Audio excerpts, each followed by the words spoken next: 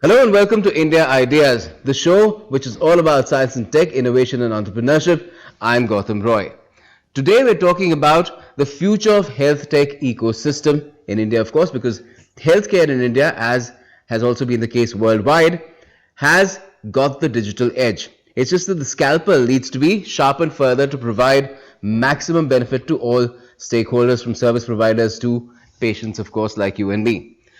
Now, quick numbers before we begin. Invest India says India has over 3,000 health tech startups currently. According to an advisory firm's report, the health tech market in India is expected to grow at an annual rate of 39% over FY20 to 23. The report also says it will reach $50 billion by 2033, which is just a fraction of the overall healthcare market, but still it'll be huge. India is ranked fourth in the world after the US, China and the UK in attracting VC investments in the health tech sector. Indian health tech startups have received $4.4 billion of VC funding since 2016. In 2021, the figure has been $1.9 billion till now. Invest India also says that the sector is likely to create 40 million jobs by 2030. That's the big picture. And the big if is, of course, how the health tech ecosystem in India evolves after the COVID-induced spurt. And to talk about it all today, we have with us Dr. Anirban Chatterjee, founder and CEO, Haystack Analytics, which has built a SaaS platform for clinical genomics, enabling legacy diagnostic providers and hospitals to rapidly offer genomic diagnostics to patients. We also have Niranjan Subbarao, co-founder Cyclops MedTech, which is building diagnostic and therapeutic solutions in the areas of neurology, neurotology, ENT, and physical therapy using frontier deep tech eye tracking technology, VR and AI and ML, as well as core technologies like computer vision and image processing. And we also have Arun Seth with us. He's a board member, Narayan Hridayalaya, and a product evangelist who has extensive background in supporting innovative startups and companies, including, of course, serving as chairperson, NASSCOM Foundation. Welcome to you all. First, if I could begin with you, Dr. Chatterjee, in terms of what you're doing, just tell us what sort of possibilities does it have in terms of boosting the health tech ecosystem in the country, because genomics is a field which has tremendous scope, especially in terms of catering to the kind of lifestyle diseases that we're seeing in India, which are ballooning recently. Thanks again for this opportunity. I think genomics as a science itself is very mature now, and researchers like us have been using it for more than 2 decades.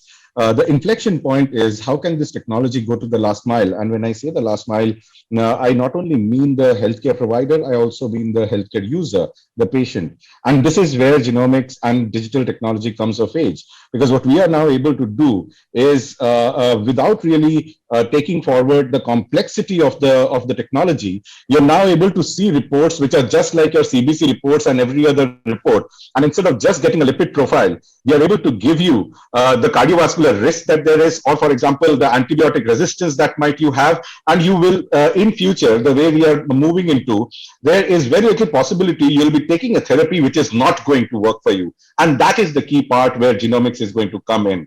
You're going to enable people to take medicines and therapy which are right for them. And with the digital technology, we are able to democratize this. It will not be limited to the people who can access the most expensive healthcare. It will be a technology that will be available to everybody. Yes, because right now, of course, it's also said that genomics is very expensive, so there's a prohibitive element in cost to it. Absolutely. So the best example is the disease we went for is tuberculosis. And we all understand tuberculosis is a disease which affects a part of the society which is not very well paying or cannot afford it. And we have taken a technology where we have actually reduced the cost to the patient by more than 50%. And we have enabled the doctors to get a turnaround time which is less than 90% of the time that is taken today. And with the entire healthcare system is therefore a lot more efficient. Lesser drugs which don't work are going to patients, and patients are spending less in both diagnostics and therapy, and as a result of which the entire standard of living of a TB patient, which was the biggest problem, is improving much earlier. Wonderful. That sounds great. Tell us, Niranjan, in terms of what your company is doing. It has these tremendously innovative products that cater to very diseases that have been difficult to diagnose as well in the past, I believe. So how is it addressing the need of patients who suffer from these diseases in the first place, and of healthcare providers, and how is digital health tech really helping integrate? Because your products require the patient to be there and the doctor to be there as well to give best results. We primarily work on frontier technologies like eye tracking, AI, ML, as well as AR and VR. A very little known fact is that eye movements actually present manifestations and present underlying clues to a bunch of diseases like traumatic brain injuries to dizziness and balance disorders and so on, right? Now, capturing and analyzing these eye movements can provide very, very early stage diagnostic clues into what is happening in a person's neurovestibular system, that is the inner ear and the brain. And capturing and analyzing eye movements is probably one of the most cheapest and non-interventionist technologies that is available. And it fits right into a clinical OPD, and a test could be administered in about 10 to 15 minutes and reports could be got immediately, right? And this works at a fraction of a probably a high-end MRI technology. So what we have done is this is underlying science, and this has been around for quite a while now. Now we have the first product that we have built, Balanced Eye Video Oculography System, essentially uses dizziness as a biomarker, and we try to find out what is it that is presenting symptoms as dizziness. So when we say dizziness, right, it's just an underlying symptom. There are multiple things which present symptoms as dizziness. For example, if there is a acute vertiginous stroke in the brain, or if there is vertigo, both of them present symptoms as dizziness. So it is very, very important clinicians, especially neurologists and ENT specialists, to find out the underlying root cause so that they can plan treatment at an early stage. Now, the good thing is eye movements present manifestations on the root cause of dizziness. So our product helps them capture and analyze these eye movements and figure out what exactly is the root cause of dizziness. Now, this is, to give some numbers, right? Globally, 5% of the global population suffer from some form of dizziness, right? So the product has humongous applications in otolaryngology, neurology, as well as audiology and physical therapy. And right now, our products are installed in more than about 400 clinical locations in India as well as 12 countries outside. Wonderful. Sounds great. Now, Arun Seth, you straddle the world of telecom as well as, what really has, telecom has been the backbone of what we're seeing now, which is a digital revolution. And it's now taken after COVID, both the EdTech and the health tech sectors by storm. And the scope is tremendous. But just tell us, in terms of the kind of long-term view that you've had, how have things progressed till now, and where do we stand, and where do you see the future? Thank you very much. Besides all the things you said, I'm very happy to be that I'm an advisor to Niranjan, because his is one area that I believe in. And let me start, in the sense that I'm not from the medical field, I'm from the telecom area.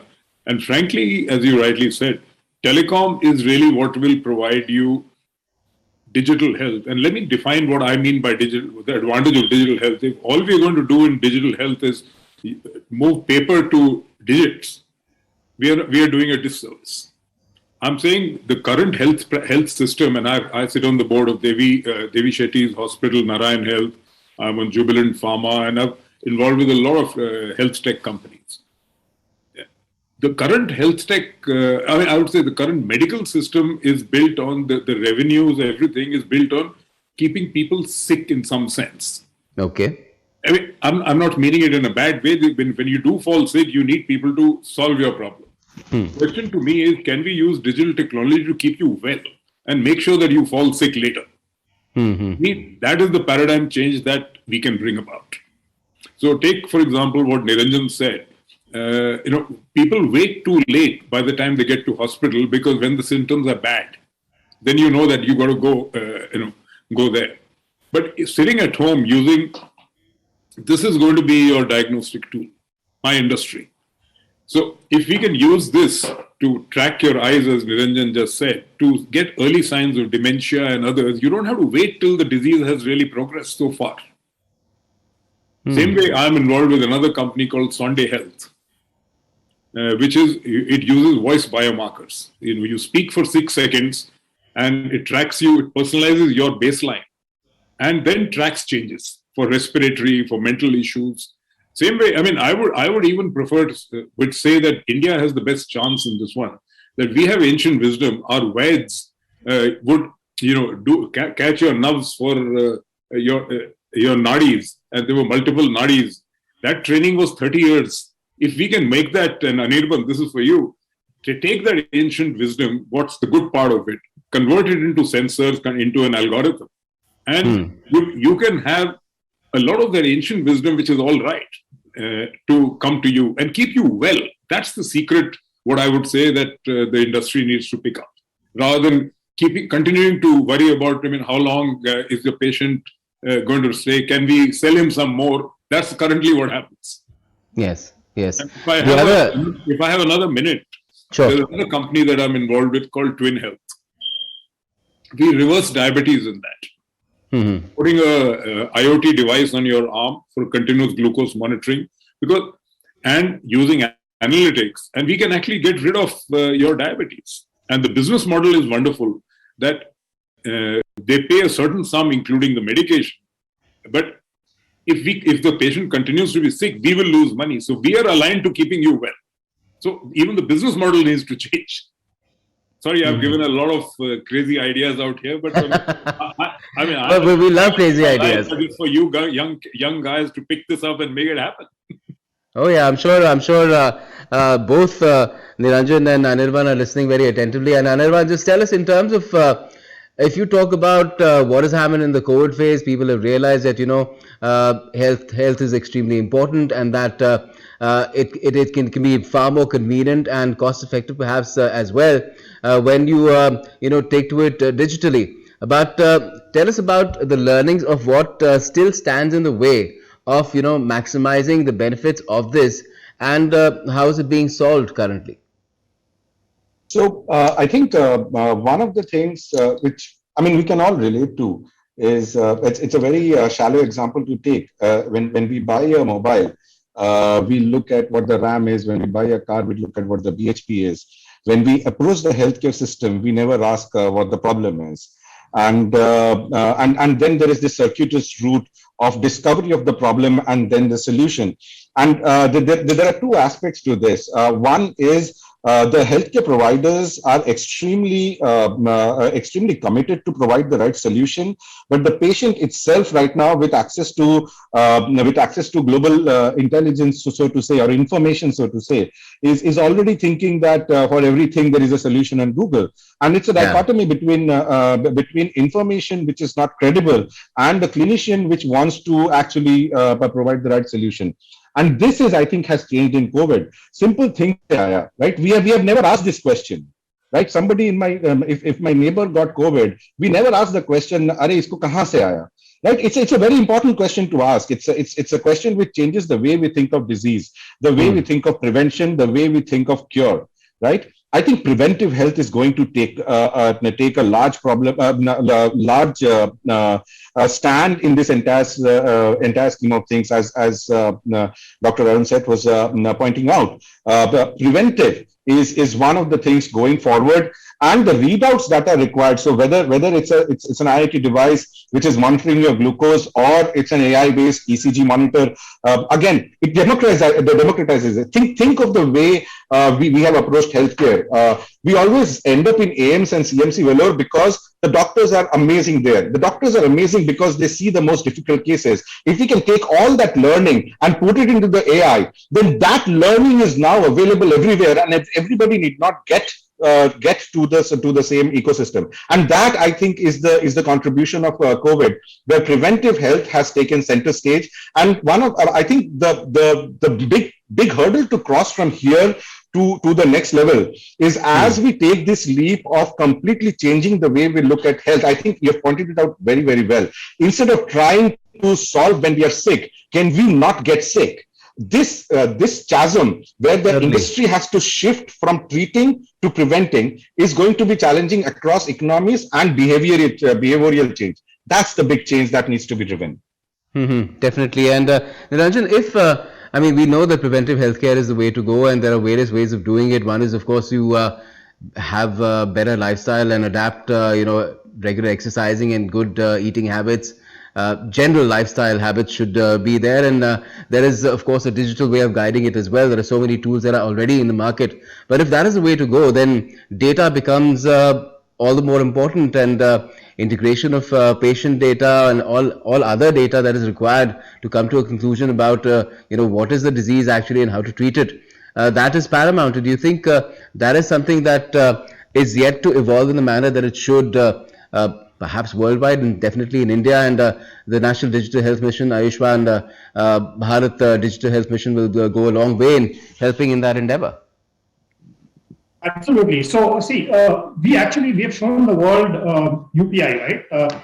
Unified Payments Interface is a great tool, right? And it's phenomenally changed the financial world. The kind of transactions, the pace at which it happened is kind of drastically improved. Now, the same thing is apparently happening in the healthcare sector also, right? The Ayushman Bharat Digital Mission is actually creating the foundation or creating the basis for something similar on a UPI model, right? The sandbox architecture and the APIs that are available on the Ayushman Bharat Digital Mission are all phenomenal, right? It will ensure that there is a unified, unique patient ID. It will ensure that there is a consent manager, and these are all universal, right? It's not related to one particular product or one particular service, right? It can spread across. Now, today, if one patient has a unique ID, the same ID can be used to get a executive health checkup done. The same ID could be used to get operated in some other hospital somewhere, but then everything else remains the same, right? The entire EHR is available on a common platform and can be accessed by multiple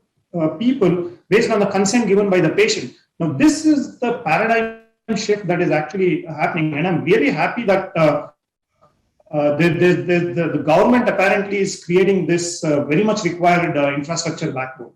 Yes, and of course there are industry bodies like NASSCOM as well, and we've had Arun Seth playing a role there too as chair of the NASSCOM Foundation. So just tell us, in terms of all these components of the ecosystem, the stakeholders as well, how are they all working together to foster it? Because at the end of the day, everybody has to carry the other person across the finish line, and right now there is no finish line. I mean, it's the sky's the limit.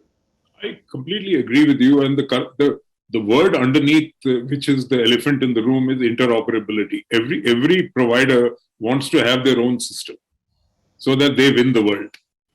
But like in telecom, if all of us around the world, the 100, 200 networks had their own protocol, there would be no roaming. And there's this debate about string of pearls and super apps. There's no string of pearls. In this case, the records, which Anirban and both Niranjan said, your data, if it's in silos, you'll never make sense out of it. That's the key. So how do you, so the answer is, so there are two choices. One choice is to say, let's centralize everything. I think in this world, that's gone. There's no longer the world of now, whether you have a blockchain, whatever, it's decent. Let the data be wherever it is. And I'm pretty sure that I've been speaking to Mr. Dr. Sharma, who heads the National Digital Health Mission. I'm quite involved in that portion. Leave the data in whatever form it is, but have something in the middle, like all these providers, that can convert that data. Yeah, it could be there in the cloud, and there could be markers where if you put in the key commands, you integrate everything.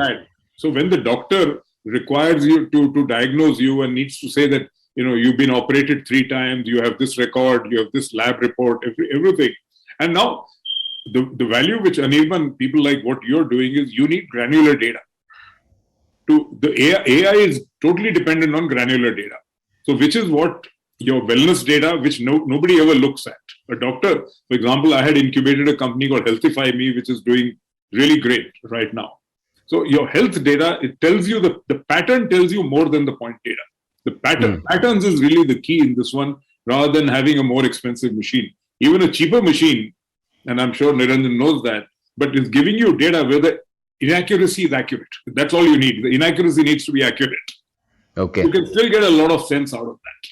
So to me, the mobile phone is absolutely ideally placed, to my mind, to get you that granular data on all your parameters. And then, technologies like what Anirban is doing can give you that knowledge, and they're mixed with the best knowledge of Vellore or AIMS or whatever.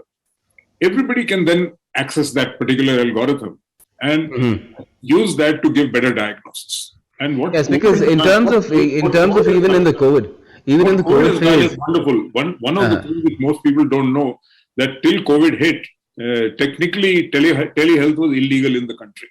Hmm. I don't think most people are aware of that. Because Telemedicine. of various considerations, no doctor was allowed to prescribe over a video call.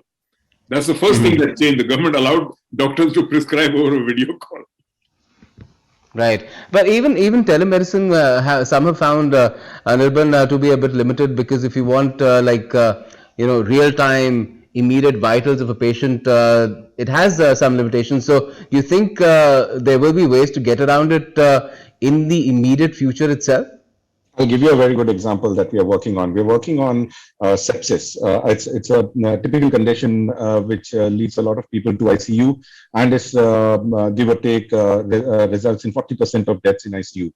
Now, sepsis, the key factor again is to be able to identify the pathogen very clearly, very early on, and the right therapy that is taken. Now, how can this? So there are tele ICUs today, right? Now, how do you enable a tele ICU to get a readout of the pathogen? Now, again, because it is genomic technology, as the sample is moving, getting into the sequencer, the sequencing is happening in real time. We are able to fetch the exact model, which is going to identify the exact pathogen and the antibiotic that is going to work for it. And this readout is instantly digital. There is no transcription in middle. There is no sheets to be fed anywhere. The DNA comes in, the pathogen is identified and is featuring on the tele-ICU agent, who has not only the intensivist, also the ID expert in one space. And from one seat, they are able to cater to 6 different ICUs all spread across the nation, just by putting the sequencer at the point of care and creating a method where it can be run. So I think these things are going to change. It's already been there in DICOM and several other things which we are aware of. So it is happening. There's no stopping it. Can I add something here? Sure. So like these are what we call point of care devices. So rather than stacking all of these in the expensive ways in hospitals, you now have lots of devices out there. I'm involved with a few, which can be at the home, some 30 tests. Everything can be done at home by and large. And you integrate that with telemedicine. And here's my behavioral change, which I think Anirban mentioned. Most people feel happy when they go to a doctor, because just seeing the doctor and putting a stethoscope just makes them feel good. Now you have digital stethoscopes. You can sit at home and put it here and the doctor can hear you. So how do you make the challenge for the industry here, health tech, how do you make that telemedicine rather than a WhatsApp call? How do you make that real is the challenge for us. Well, there's AR, VR, and all those things, simulative things, I'm sure. But that is something that may not be needed for everyday diagnosis, by a clinician. But that is something that could perhaps also be looked at when it comes to certain, bigger diseases, I guess. And one of them, of course, is cancer. And we would all like to know from startups such as yours, Niranjan, and also Anirban, as to what is being done about a disease which is becoming perhaps as common as tooth decay, which is the commonest disease in the world, more common than the common cold. Cancer is a bane of, I guess, mankind right now, humankind right now. Let's not genderize it. But what's being done about that? Apparently, see, when we talk of cancer, right, the way today's digital technologies can actually play a role is the stage at which the disease itself is diagnosed, right? So there are multiple, like say you have a one drop blood analysis, right, which can actually provide biomarkers at a fairly early stage, say maybe at least a few years down the line kind of scenario, right? So I'm sure in addition to that, there are multiple other things which are helping. I mean, genomics also is definitely playing a very important role. Yes, I want to come to Anirban quickly on genomics as well, where cancer is concerned. Anirban, not much time, but please go ahead. I think it's going back to what Dr. Arun Seth is saying. One part is being able to provide a solution to the patient today, which is early diagnosis, which cancer, with genomics is probably leading the way. And in genomics, we are talking about RNA and transcriptomics. There are several other technologies which for several cancers can get probably year in advance this. But what is more important is what Dr. Arun Seth was saying. As we are providing this to more and more patients, the ability of this data to really triangulate, right? When a patient is undergoing a CT scan, an MRI, and how the patient is responding to therapy, there are several cancer therapies which only work in a certain mutational spectrum. I know genomics is going to give a readout to that, but the decision of that mutational spectrum is going to become more and more robust when more and more data flows into the system, and every new patient is getting the earliest possible and the best possible readout that there is. And this is the power of genomic technology and digital technology that we are currently seeing a huge wave of. It's going to change the way we look at cancer and several other diseases. Just one more minute in this. In COVID, mRNA, right? It's almost at the same level what Dr. Seth was saying around telemedicine being illegal. mRNA was a technology which was lying cold, and right now everybody is using it. And the effect of this on cancer, of mRNA technology and genomics coming in to give you personalized medicine for cancer is real today. Wonderful. That sounds great. Very quickly, for final word to you, Arun. Yeah. So since we're talking of cancer, there's an Indian company called Epigeneres.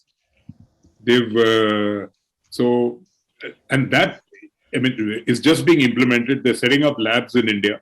And if that happens, you can probably eliminate most biopsies and get indications of cancer at least a couple of years in advance. And that'll, instead of being detected at stage 3, it'll be at stage 1. And that's a blood test. And the bigger piece on that is that you can't keep having biopsies to figure out whether the treatment's working. So, but this blood test, what they've discovered, these discoveries are really what we need to popularize and take to market. Yes, certainly. And these are what will take the market by storm and ensure that the flag of Indian health tech will fly even higher than it is right now. Thank you so much for joining us to talk about it today. Thank you. Thank you. Thank you.